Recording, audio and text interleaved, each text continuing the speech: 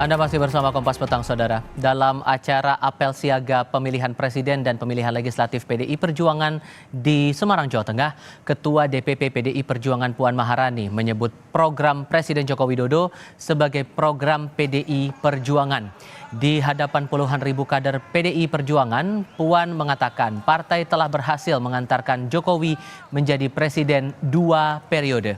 Kata Puan, PDI Perjuangan sudah dan ikut mengawal program kerja Jokowi karena menurutnya program Presiden Jokowi adalah program PDI Perjuangan. Untuk itu, Presiden ke depan harus dilanjutkan oleh kader PDI Perjuangan. PDI Perjuangan telah berhasil mengantarkan kader terbaiknya, yaitu Presiden Joko Widodo sebagai presiden yang telah berhasil selama 2 periode. PDI Perjuangan sudah dan ikut mengawal program-program Presiden Jokowi karena program Presiden Jokowi adalah program PDI Perjuangan. Survei Litbang Kompas hasil jajak pendapat pada 27 Juli hingga 7 Agustus lalu menunjukkan program Jokowi memberi insentif elektoral kepada ketiga bakal calon presiden. Elektabilitas Ganjar Pranowo 36,9% jika melanjutkan program pemerintahan Jokowi, tapi turun jadi 30% jika tidak melanjutkan program Jokowi. Prabowo Subianto akan meraih dukungan 35,4% jika melanjutkan program Jokowi dan sebaliknya berkurang menjadi 27,8% bila tidak melanjutkan program Presiden.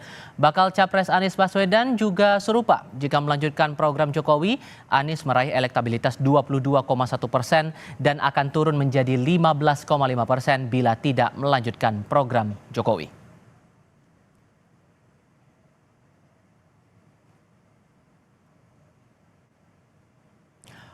Puan Maharani mengklaim program pemerintahan Presiden Joko Widodo adalah program PDI Perjuangan. Dalam sejumlah kesempatan, Prabowo juga menyatakan akan melanjutkan program kerja Jokowi. Lalu bagaimana membaca konteks politik dari klaim PDI Perjuangan atas program Jokowi ini? Sudah bergabung saat ini politisi PDI Perjuangan Arya Bima dan juga bergabung juru bicara pemenangan Prabowo Subianto Wihadiwianto dan Direktur Eksekutif Carta Politika Indonesia Yunarto Wijaya. Selamat sore semuanya, apa kabar? Selamat sore. Selamat sore. Terima kasih sudah bergabung bersama kami. Mas Bimo, saya ke Anda dulu. Untuk pernyataan dari Mbak Puan tadi malam, program Presiden Jokowi adalah program PDI Perjuangan. Ini apakah bisa dimaknai bahwa posisi PDIP tegas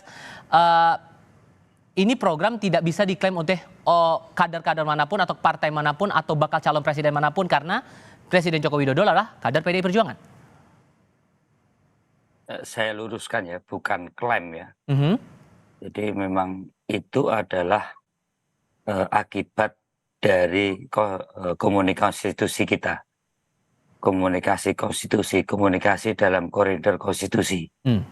Bahwa Pilpres itu diikuti oleh perorangan yang diusung partai politik. Dasarnya itu.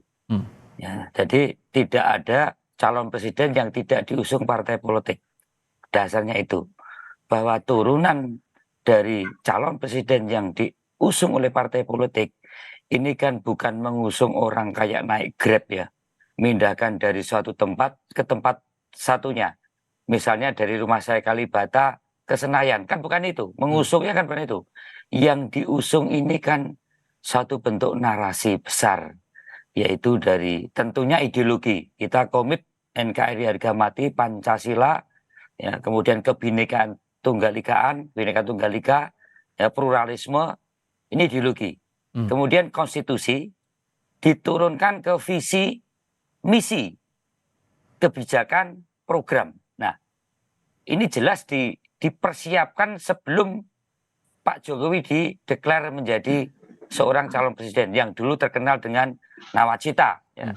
Misalnya nawacita yang pertama menolak negara lemah dengan melakukan reformasi sistem dan penegakan hukum yang bebas korupsi, bermartabat, dan terpercaya. Kemudian nawacita keempat misalnya menghadirkan kembali negara untuk melindungi segenap warga negara dan memberikan rasa aman pada seluruh negara. Ini kan jelas. Sampai nawacita yang ke-9 meningkatkan produktivitas rakyat dan daya saing di pasar internasional. Ini memang dibuat oleh PDI Perjuangan yang akhirnya disepakati dengan partai pengusung yang lainnya. Kemudian pada periode kedua setelah nawacita, waktu itu ada 5 tambahan program yang diusung Pak Jokowi dan Kiai Ma'ruf. Jadi betul-betul misalnya satu hal program yang pertama saat Pak Jokowi dan Kiai Ma'ruf. Pertama adalah pembangunan kualitas sumber daya manusia Indonesia terutama saat memasuki era kemajuan teknologi dan informasi. Inilah yang dibawa ke KPU. Ya tentunya waktu itu formulasi kita bareng-bareng diusung dengan partai. Saat ini saya Komisi 6, 20 tahun di Komisi 6, saya dipanggil DPP. Misalnya soal infrastruktur, apa yang sudah terlaksana, apa yang sudah dilaksanakan belum selesai, apa yang belum. Kemudian ditarik Oktober 2024 selesai, ditarik mundur dulu, enggak, jangan diputus dulu. Saya ditanya, mana yang terlaksana, mana yang belum, mana yang terlaksana, tetapi ada kecenderungan tidak efektif, kurang maksimal. Kurangnya apa? Jadi itu tidak klaim, ya, tapi memang itu diusung, mengusung, bukan mengusung orang saja, tapi mengusung visi misi program dan kegiatan. Tetapi bahwa itu bersama partai-partai lain dan bersama seluruh komponen bangsa yang diundang oleh PDI Perjuangan, kalangan intelektual, rohaniwan, budayawan, kalangan birokrasi, kalangan seniman, kalangan teknokrat itu diundang. Saya kira itu maksudnya, tapi Puan. Kemudian ini disampaikan Mbak Puan tadi malam itu, apakah ini sebagai bentuk counter narasi bahwa Pak Prabowo Subianto juga menyampaikan bahwa ia berkomitmen untuk melanjutkan programnya Pak Joko Widodo nanti? Saya kira bagus ya kalau Gerindra melanjutkan programnya Pak Jokowi ya. Yang jelas bahwa nawacita yang pertama dan kedua itu bukan nawacitanya Gerindra, itu pasti. Bukan nawacitanya Pak Jokowi, pasti ya. Itu adalah nawacita, bukan nawacitanya Pak Prabowo. Nawacita pertama dan kedua itu nawacitanya Pak Jokowi, Pak Yusuf Kalla, dan Pak Jokowi, Pak Kiai Ma'ruf, dan PDI Perjuangan sebagai partai pengusung yang mempersiapkan itu beserta partai-partai pengusung lainnya yang mendapatkan berbagai kompilasi masukan-masukan dari berbagai sumber yang ada. Jadi saya menghormati kalau Pak Prabowo ingin melanjutkan program Jokowi, juga melanjutkan apa yang sudah disiapkan betul-betul oleh PDI Perjuangan. Itu tidak ada masalah. Ya. Nah, Mas Wihadi, kalau kita kutip lagi pernyataan Mbak Puan kemarin itu, untuk itu presiden ke depan harus dilanjutkan oleh kader PDI Perjuangan. Apakah dari pihak Gerindra merasa tersindir begitu? Karena kan komitmen dari Pak Prabowo juga beberapa kali menyampaikan akan melanjutkan program presiden kalau terpilih menjadi presiden begitu. Kalau dalam pertemuan suatu partai dan ada konstelasi partai pemilihan presiden dan adanya satu kesinambungan daripada kepemimpinan yang dicalonkan oleh partai tersebut, tentunya akan menyatakan demikian. Namun kalau kita melihat di sini bahwa apa yang sudah terjadi sekarang ini yang dilakukan oleh Pak Jokowi, nah ini tentunya kan pada saat tadi yang disampaikan oleh Mas Bimo mengenai masalah bagaimana meneruskan suatu program-program Pak Jokowi, tentunya kan sekarang ini Gerindra sendiri juga ada dalam pemerintahan, yang artinya Pak Prabowo ini juga menjalankan program-program apa yang sudah diprogramkan oleh Pak Jokowi dalam kabinet yang sekarang. Nah, tentunya bahwa hal ini kan sudah menjadi suatu program negara, program negara, bukan lagi program suatu partai. Nah, jadi apa yang menjadi satu program, dan kita melihat bahwa yang Pak Prabowo pada saat itu terlibat dalam pelaksanaan program-program yang dilakukan oleh Pak Jokowi sebagai presiden dan Pak Prabowo sebagai pembantunya, tentunya melihat bahwa program-program mana yang baik dan salah satunya program-program mana yang bisa langsung diteruskan. Nah, disinilah makanya Pak Prabowo melihat sebagai berbangsa dan bernegara ini tidak bisa sendirian. Tentunya bahwa berbangsa dan bernegara ini butuh semua unsur, semua partai politik, semua terlibat unsur-unsur daripada apa yang ada di negara ini. Dan tentunya di sini apa yang sudah dilaksanakan ini tentunya mana yang harus diteruskan. Nah, ini Pak Prabowo karena sudah terlibat di dalamnya tentunya juga tahu bahwa ada beberapa program, ada yang mungkin juga kita lihat bahwa Pak Prabowo juga sangat-sangat menghargai program Pak Jokowi dan sangat mengharapkan program itu berjalan. Bahkan Pak Prabowo sendiri mengatakan Jokowinomics. Artinya bahwa Jokowinomics itu dilakukan oleh Pak Prabowo bahwa apa yang dilakukan oleh Pak Jokowi, di mana bantuan-bantuan kepada masyarakat ya pada saat COVID, kemudian juga Palinsos, yang sosial dan segala macam. Ini adalah merupakan suatu bagaimana Pak Jokowi memberikan program-program tersebut. Sehingga singkatnya berarti komitmen untuk melanjutkan program Jokowi bagi Gerindra akan tetap dilanjutkan begitu oleh Pak Prabowo, begitu? Saya kira itu sudah menjadi komitmen bahwa apa yang akan dilakukan oleh Pak Prabowo itu tetap bahwa apa yang sudah dilaksanakan oleh Pak Jokowi ini tentu diteruskan. Karena bagaimanapun Pak Jokowi sudah mencanangkan untuk Indonesia Emas 2045. Artinya di sini kesinambungan itu harus terus dijalankan. Baik. Oke, Mas Toto, apa yang Anda cermati sebetulnya di balik pernyataan dari Puan Maharani tadi malam itu di Semarang?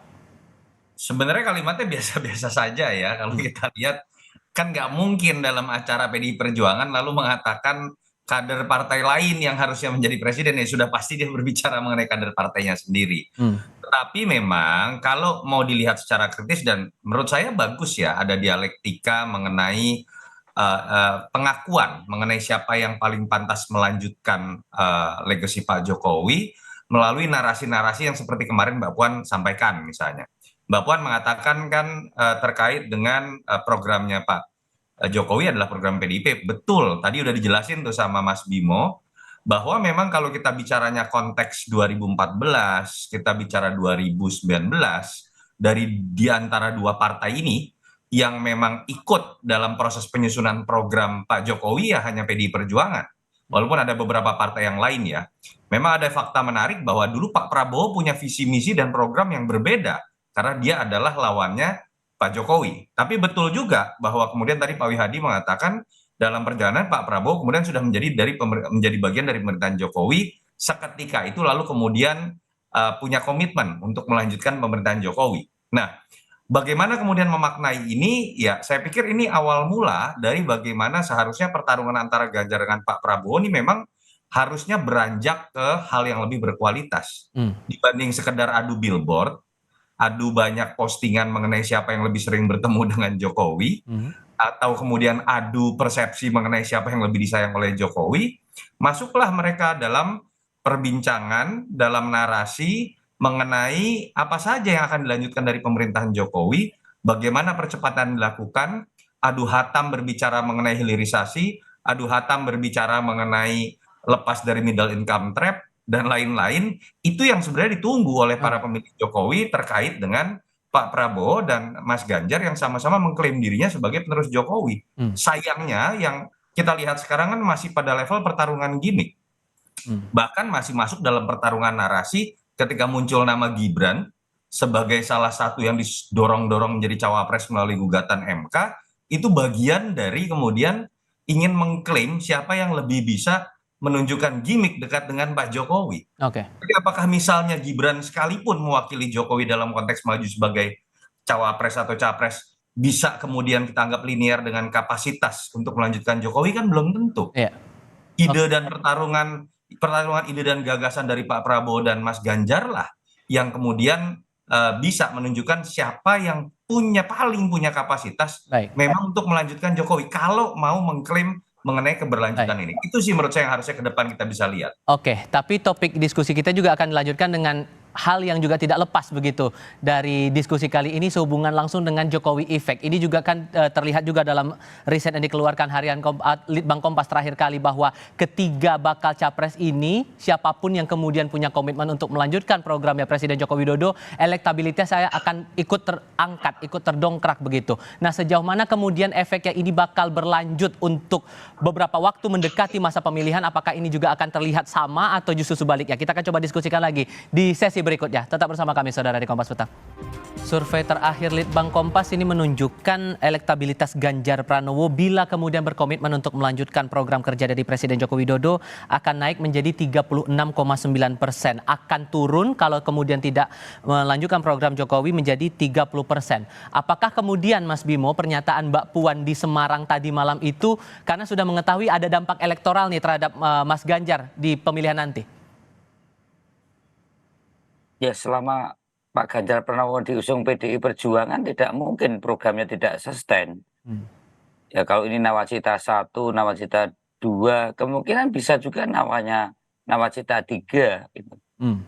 Sampai hari ini saya setiap kali diundang Litbang PDI Perjuangan satu persatu dari pimpinan Poksi dan komisi, ditanya hal-hal yang terkait dengan program yang tadi sudah selesai yang mana, yang baru berjalan yang mana, yang belum berjalan mana, yang sampai Oktober 2024 Pak Jokowi berakhir nanti, hal-hal apa saja yang harus di-push di tahun anggaran ini.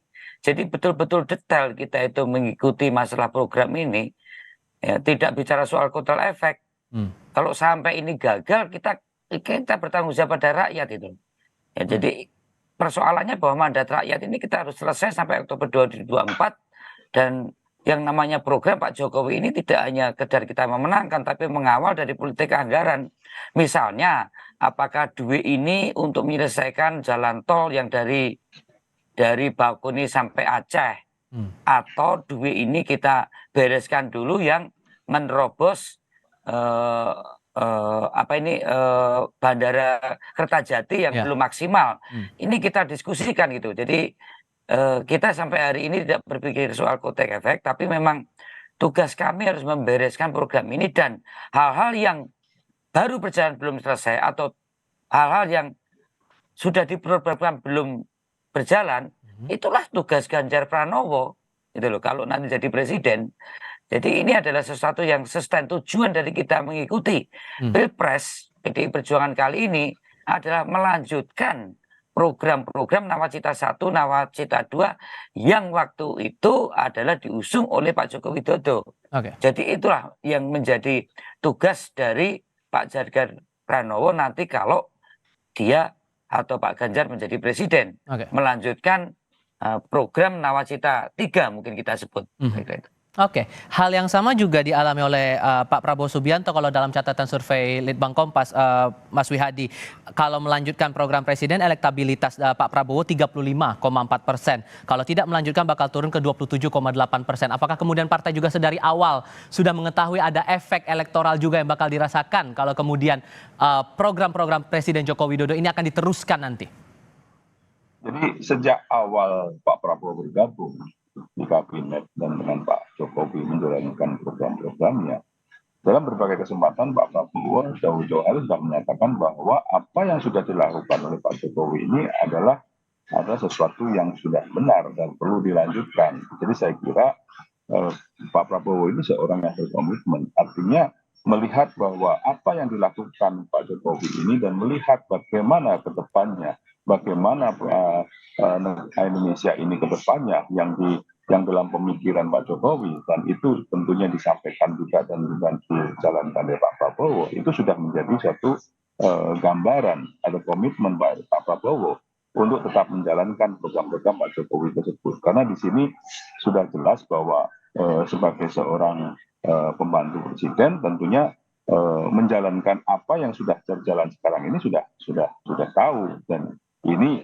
memang sudah baik untuk bangsa dan negara dan perlu diteruskan. Jadi saya kira itu sudah menjadi satu pemikiran dari awal, gitu kan. Jadi kalau sekarang survei Litbang Kompas melakukan seperti itu, ya sebenarnya sudah sejalan dengan apa yang menjadi pemikiran Pak Prabowo jauh sebelumnya, bahwa Pak Prabowo memang melihat ini adalah apa yang sudah dilakukan oleh Pak Jokowi ini memang baik untuk bangsa dan negara kita ini. Saya kira itu sudah. Mas Toto, sebelum kita menyinggung masalah efek elektoralnya begitu, saya juga ingin mendapatkan perspektif Anda soal momentum dari pernyataan dari Mbak Puan di Semarang itu kenapa baru sekarang begitu dan sampai dibilang atau ditegaskan bahwa Presiden Jokowi ini adalah anak kesayangan dari Bu Mega begitu, itu yang Anda tangkap sebetulnya bagaimana perspektifnya begitu? Ya enggak lah, kalau statement-statement di luar acara besar saya pikir sudah sering ditegaskan teman-teman PDI Perjuangan. Tapi memang ada poin yang menurut saya sifatnya personal ya, terkait dengan bagaimana Mbak Puan menerjemahkan kedekatan Ibu Mega dan Pak Jokowi dengan menggunakan istilah ada yang kemudian ingin memecah atau mengadu domba. Saya pikir itu hal positif ya di tengah pertanyaan banyak pihak apakah PDI Perjuangan betul mengalami kerentakan hubungan misalnya dengan Pak Jokowi. Kemarin saya pikir secara resmi Mbak Puan mengatakan tidak, kondisinya baik-baik saja. Tapi balik lagi poinnya kan menurut saya jangan sampai berhenti di situ. Kalau kita berhenti pada level membaca suasana hati Ibu Mega, suasana hati Pak Jokowi, suasana hati Pak Prabowo, ya buat saya itu urusannya elit dan biarkan di antara mereka secara personal. Buat publik tadi sesuai dengan survei Kompas, saya pikir wordingnya bagus ya sebagai lembaga survei, bukan tentang siapa yang lebih dekat dengan Jokowi dan bukan menguji ketika Prabowo didetikan dekat elektabilitasnya berapa, ketika Ganjar didetikan dekat berapa elektabilitasnya. Itu gak ada gunanya buat publik. Wordingnya saya suka. Siapa yang berkomitmen untuk melanjutkan pekerjaan Jokowi, dan betul PR buat Pak Prabowo di situ lebih besar. Kenapa? Karena memang kalau kita berbicara mengenai apa yang pernah menjadi gambaran Pak Prabowo mengenai Indonesia, kita baru bisa tahu apa yang pernah terjadi 2014 dan 2019. Dan memang itu harus dijelaskan saat ini bukan hanya dengan keberadaan Pak Prabowo yang sudah menjadi bagian dari pemerintahan Jokowi. Ketika orang misalnya bertanya, apakah betul Pak Prabowo masih akan menyetop impor seperti dulu menjadi kritik 2 kali kampanye dalam konteks yang ekstrim gitu ya. Apakah kemudian akan berbicara konteks yang berbeda misalnya ketika terkait dengan kebocoran anggaran yang sering menjadi kritik Pak Jokowi terhadap Pak Prabowo terhadap Pak Jokowi, ataukah kemudian Pak Prabowo ketika masuk ke dalam pemerintahan Jokowi menyadari kritiknya selama ini salah. Kan itu belum pernah terjelaskan. Dan itu yang dibutuhkan oleh masyarakat. Mas Ganjar juga punya PR yang sama. Tidak serta-merta karena sama-sama bajunya merah dengan Pak Jokowi, sama-sama badannya kurus, berasal dari Jawa Tengah, lalu kemudian orang langsung bisa mengatakan dia yang paling pantas untuk meneruskan Pak Jokowi. Enggak.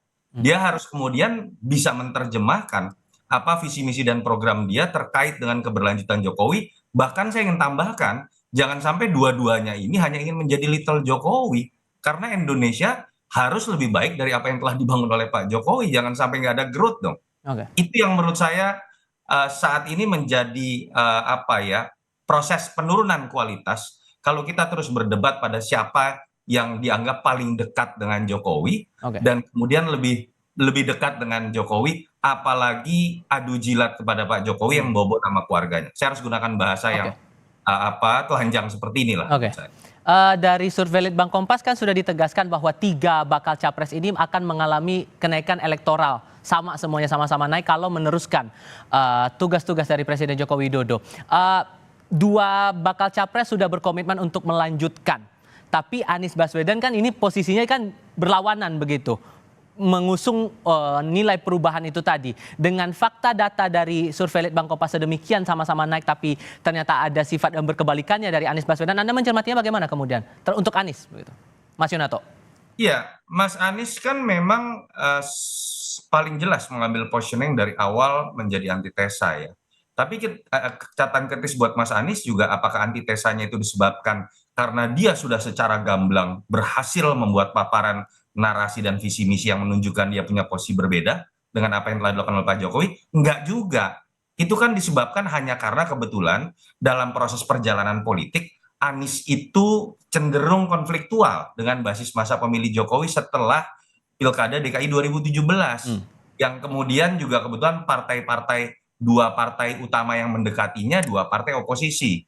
Nasdem lalu kemudian juga ikut mendukung. Dan entah kebetulan atau tidak, Nasdem setelah mendukung Mas Anies lebih sering melakukan kritik kepada Pak Jokowi. Ya. Tapi ini kan masih dalam konteks lingkup eksternal yang membentuk persepsi Anies itu membawa perubahan. Tapi sampai sekarang perubahannya apa? Ketika ditanya tentang IKN, menurut saya jawabannya masih muter-muter. Belum pernah menjelaskan bagaimana sikapnya mengenai hilirisasi. Jadi ada PR buat ketiga-tiganya menurut saya. Sama semua ya? Anda sudah berani mengambil positioning, tunjukkan kualitas Anda ketika mengklaim keberlanjutan atau perubahan tadi. Dan memang buat Mas Anies, catatannya adalah bagaimana dalam situasi Pak Jokowi kepuasan publiknya masih tinggi, dia harus membangun sebuah narasi yang tidak bersifat oposisi biner. Baik. Saya seakan-akan karena perubahan akan mengubah semuanya. Mau tidak mau dia harus mengakui ketika ada hal yang harus dilanjutkan, dia punya komitmen juga untuk melanjutkan apa yang sudah dianggap baik oleh masyarakat. Baik. Oke, Mas Wihadi terima kasih, Mas Toto terima kasih, Mas Arya Bima juga terima kasih sudah berdiskusi bersama kami di Kompas TV kali ini. Sehat selalu semua ya. Selamat sore. Terima kasih.